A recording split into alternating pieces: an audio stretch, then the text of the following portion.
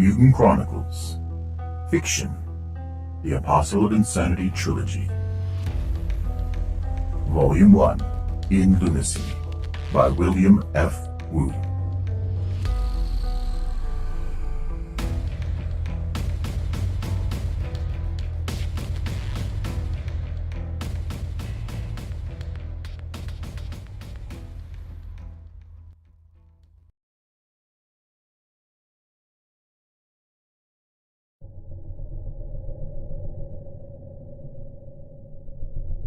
Chapter 20. As Lane cautiously advanced up the maze, into darkness, he knew that Pam was apparently ahead of him somewhere.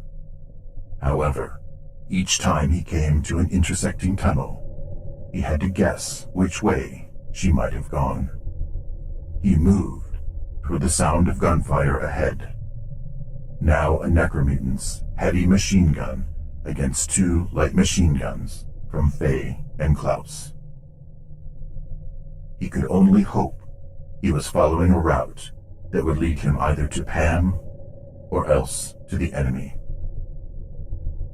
He turned a corner to his left, hoping to reach the edge of the action. After walking slowly, blindly sliding his left foot forward with each step, he heard two sets of footsteps running behind him. He whirled, his car 24 ready, but he could see nothing. However, he heard them go further down the maze, toward the access tunnels. It would not be Yojimbo or the Doom Troopers. They were either Faye and Klaus or the enemy. Lane worked his way back to the corner in the darkness. He heard two more sets of footsteps, similarly working their way behind the last set. In all likelihood, that was Faye and Klaus. Deciding to take a chance, he tightened his grip on his car 24 and remained around the corner. "Sai," Lane whispered, revealing his position to the new arrivals. "Sai," said Faye quietly. "Who's there?" "Lane. Two people and a Necromutant just passed me, ahead of you. Have you seen Pam?" "I'm here too," Pam said huskily. "I played dead while a heretic hit me with pain, and the Necromutant didn't bother me." In the darkness, Lane could not see them, but he heard Pam, Faye, and Klaus come up and join him. "We've had them engaged, but we don't know who they are," said Klaus. "Are we too late?" "To stop the mystic, I mean. And how did you come so far forward?" "It's the maze. I came up too far and decided to look for Onerous." "So did I," said Pam. "What happened behind us? In the tunnels?" "You got me," Lane said quickly. "I shot down a Necromutant in my tunnel and then followed you up here pretty closely, I think. Except maybe for taking some different turns in the maze." "We better go," said Faye. "That's right." Lane moved to the front. "Let's go. Be alert. We're likely to meet Yojimbo and the group. No friendly fire." Lane walked through the darkness as fast as he dared. Back down the way he had come. The route was somewhat familiar. He heard heavy machine gun fire again, and around a corner, anxious to join the action. Before Lane could get his bearings, he heard the scuffle of human footsteps right in front of him. Afraid to fire blindly, and unwilling to reveal himself first by turning on his headlamp, he launched himself forward in a tackle. If his targets were friendly, no damage would be done. In the blackness, Lane felt his arms go around someone's waist. Lane's momentum carried them both to the hard floor of the tunnel. Ahead of them, a man gasped in surprise. And a moment later, Lane heard the thump of someone behind him on the tunnel floor. From the light sound, it was probably Faye's petite body, falling with disorientation or pain. Lane gambled that he was holding onto the mystic and tightened his grip, expecting to be hit with a dark gift of some sort. "Headlamps on!" Lane shouted frantically. "I've got someone!" A second later, 3 beams of light shot down the tunnel. Lane looked up and saw a strange man slip around the corner. Light machine gun fire chattered after him. Over Lane, but missed. Lane looked to see who was in his grasp. The man was in his mid-30s, clean-shaven, with brown hair, of medium build. Nothing about his appearance was distinctive, except his white tunic. It was long, emblazoned with the Brotherhood logo on the front. Further down the tunnels, the Necromutant's heavy machine gun roared again. In response, a whooshing roar lit the tunnel with indirect light. The heavy machine gun fire stopped, leaving only silence. "Sai!" Klaus shouted down the tunnel as he jogged forward toward Lane. "Sai!" Yojimbo called back. "Beware, one more heretic!" Ham yelled. "I'm ready for him," Vic said firmly, "but Skipper needs help." Lane looked behind him and saw Pam helping Faye sit up in the tunnel, lit by Pam's headlamp. "You must be Honorous," Lane spoke politely, but kept a firm grip on the man's arm. "Valley of Darkness," said the stranger, lying where he was. "Many shadows." Lane pulled him up to a sitting position. "Are you all right?" "We shall have fish and loaves for dinner." The man did not seem to see or hear Lane. "He sure sounds like a mystic," muttered Klaus. "That must be him." "Well, he's no necromutant," Lane said dryly. Standing, he genuinely and gently drew the man up after him. "And he doesn't seem to have any dark gifts. So that makes him Honorous, the mystic," said Pam. "Nobody else would be here." "Sai," Yojimbo said again, just before peering around the corner. "You got him?" "We got him," said Lane. "And we have a chance to get a heretic alive if we move fast." "Skipper is hurt," said Yojimbo, "but the Necromutant's heavy machine gun fire before the incinerator got him. Vic's back around the corner with her. We'll get to Mishima Trauma Center."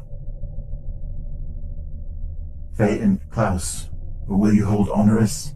Lane asked, looking at them both. "Can do," said Klaus, shrugging. Lane released the mystic and turned to Pam. "Ready, Blue Eyes?" "Ready."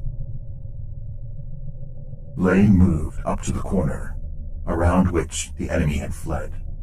He turned on his headlamp and swung around with his Car 24 ready.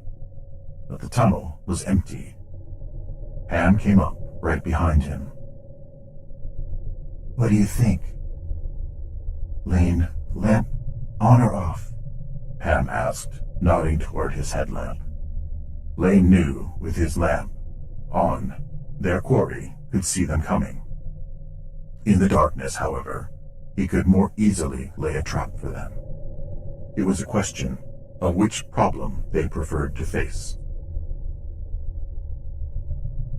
Lights on, said Lane. From the sounds I heard earlier, his only weapon are his dark gifts and a handgun. For a change, we have him outgunned. If one of us goes down with a dark gift, the other sprays fire fast. Got it. Let's go. Lane jogged up the tunnel, holding his car 24 ready. Pam kept pace just behind him and a little to his right. The man they pursued had a good head start, but using their headlamps could also help them gain ground by showing them which tunnels were dead ends and which ones narrowed to a size too small for him to have passed. Yojimbo turned to Faye and Klaus, who were each gripping one of the mystic's arms firmly, booting him. Then Yojimbo moved down the tunnel back toward Vic and Skipper, glancing back over his shoulder to see how Honorous responded. Come on, Klaus ordered. As he pulled, Honorous cooperated, but did not acknowledge the instruction. I don't think he knows where he is, said Faye. We'll have to steer him every step of the way. Yojimbo turned a corner and found Vic helping Skipper sit up. She grimaced with pain. One of her thighs had a rough bandage tied around it. Blood splattered her clothes, and it smeared Vic's as well. I gave her a painkiller we carry, said Vic, but it's not strong enough to do more than take the edge off the pain. I'll have to help her walk. I'm not hurt too bad, said Skipper through her teeth. I just need a little tissue regeneration. You took an unnecessary risk, said Vic, chiding her in a concerned tone. I saw you step out in front of that Necromutant to fire when you could have just fired from around the corner. What were you doing? Had to make up something to Lane, said Skipper. I should have never left the Banshees to join the Doom Troopers. You know what kind of corruption we got into. I just wanted to make sure I got that Necromutant. She smiled weakly. But you got him for me. Could you help her through the tunnels? Yojimbo asked. We can't risk staying here too long. One heretic got away. If Lane and Pam don't stop him, he could bring reinforcements back to us. I'm gonna be tough. It's gonna be tough moving through the tunnels while supporting her, said Vic. But we're ready. We'll go up the same access hatch we used to come down here from the surface, said Yojimbo.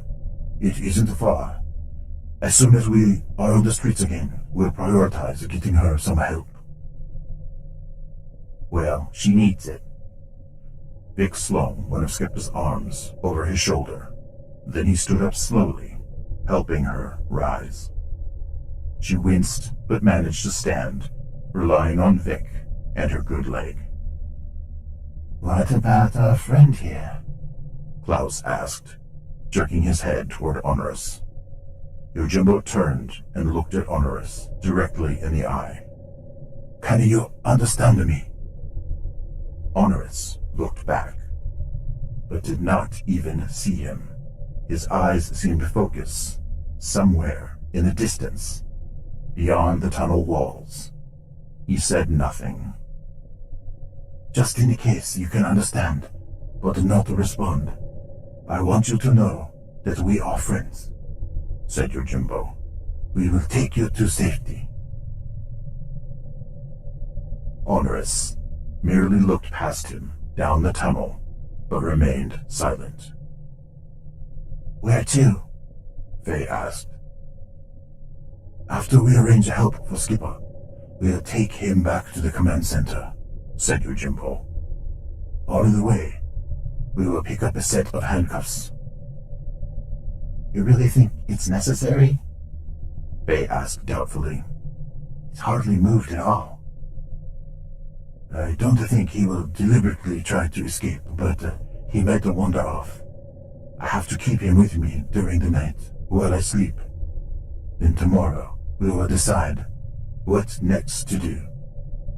Now we must get to the surface.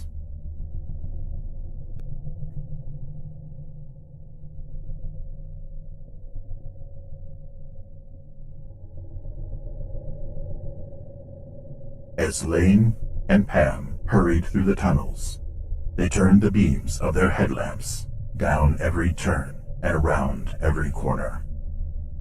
At first, they found nothing but empty pavement, often with streams of hissing steam or small animal skeletons picked clean. Lane kept choosing tunnels arbitrarily, hoping that he was thinking like a fleeing heretic. After several minutes, they both heard a sound of footsteps scraping on rough pavement ahead. It was very brief, but gave Lane a direction to follow. Several more minutes passed, however, without another clue to their quarry's whereabouts. Finally, he stopped. I think we've lost him, said Lane, as Pam halted behind him. I took too much time making sure Onerus was held and Yojimbo okayed our pursuit. Yeah, we should have moved out on our own as soon as we saw him escape us. We'll have to talk to Yojimbo about that, said Lane. We don't have a clear enough standing orders for different contingencies. You know, Chung, I'm no expert, but something's bothering me. Every rumor I've heard about the Dark Legion said they don't run away. Lane looked at her. Yeah, I remember that too. But what about it? We're chasing a heretic, and he's running away. I heard the Dark Legion forces come on in suicide waves, without retreating until orders are given. Well, he's just a heretic. They function mainly as spies. The Necromutants fought us to the death. Yeah, she shrugged. Maybe that's all it is, but it doesn't feel right.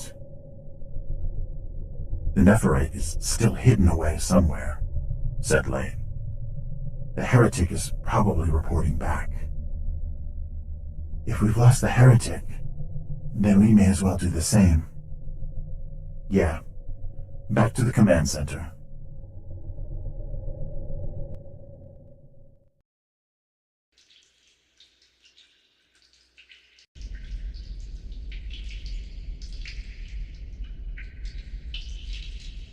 Ragathol sat on his throne, with every muscle tense, as the pathetic, quivering heretic reported to him. The man lay face down on the floor, with the heavy, booted foot of Gorong, the Necromutant, on his neck. Gorong watched Ragathol. At the slightest nod from his master, he would snap Penyon's neck with the merest shift of his weight. The yellowish light in the cavern flickered over Gorong and Penyon as the high, thin, terrified voice recounted the fate of the escort. 3 Necromutants had been lost, leaving Ragathol with only 3. The advanced heretics, Halala and Lebek, had been destroyed, meaning the effort placed in corrupting them was a waste. Onerus, the renegade mystic, had been taken. Worst of all, some organized group of humans now knew for certain that Ragathol's cell existed here on Luna. As Ragathol's rage increased, he could not stand the tension anymore. He reared back on his throne and let out a long, thunderous scream of rage, pounding his fists on the arms of his throne. The stone of his throne vibrated beneath him. The roar of his own voice echoed back to him throughout the chamber. Even Gorang stared up at him in fear. When the echoes finally faded away, Ragathol glared down at Penyon. He gestured casually with his left hand for Gorong to step back. The Necromutant did so, and Penyon let out a long breath. "Stand," ordered Ragathol. Penyon struggled to his feet. Ragathol wanted to destroy the worthless human as an example to his other followers, but that would have to wait. Now Ragathol had to reclaim the Mystic with a much smaller cell. Boroth and Penyon were his only surviving heretics on this project. Penyon would have to be impressed with the need to perform better than his recent predecessors. "Why should I not destroy you?" Ragathol demanded. "For your failure to deliver the Mystic to the docking ports as I commanded." The heretic only stared up at him, shaking. He said nothing. His face was covered with sweat. "Do I understand from your report that no one in your escort actually reached the docking ports? I command you to answer." Ragathol's voice rumbled through the cavern again. Penyon nodded. "Yes," he said weakly. Ragathol nodded. He had ordered Halala and the Necromutants to pirate a human ship and fly Onerus to Azarath, the Nephirite on Venus. Given their failure, he was privately glad they had not reached the ports. At least no other than the mysterious group in the tunnels knew of his presence. "I ask you again," Ragathol thundered. "I ask you why I should allow you to live. Answer." "It wasn't my fault," Penyon screamed, his voice cracking. "I didn't do it." Ragathol laughed suddenly, amused by the sheer mindless terror in the creature before him. Penyon's eyes grew even wider at the sight of his massive laughter. He collapsed to his knees, unable to stand. However, he still looked up at Ragathol anxiously. "Heed me." Ragathol glanced at Gorong and spoke to them both. "You must find the Mystic again. However, you must also find and destroy the humans who killed their colleagues and took away the Mystic. Since they are together now, you have only one simple task." Ragathol fixed Gorong with a glare. "You, Gorong, will supervise this attempt in discussion with Borath and this Penyon." "As you wish," Gorong bowed deeply. "I have ordered previously that our heretics move through Lunacy carefully, and that our necromutants remain hidden here. My purpose was to avoid the notice of humans. Maintain this priority." "I only await your orders," said Gorong, his voice eager. "Waste no time. I expect the authorities here will issue an alert to our presence at any time. That will make our work more difficult. So act quickly."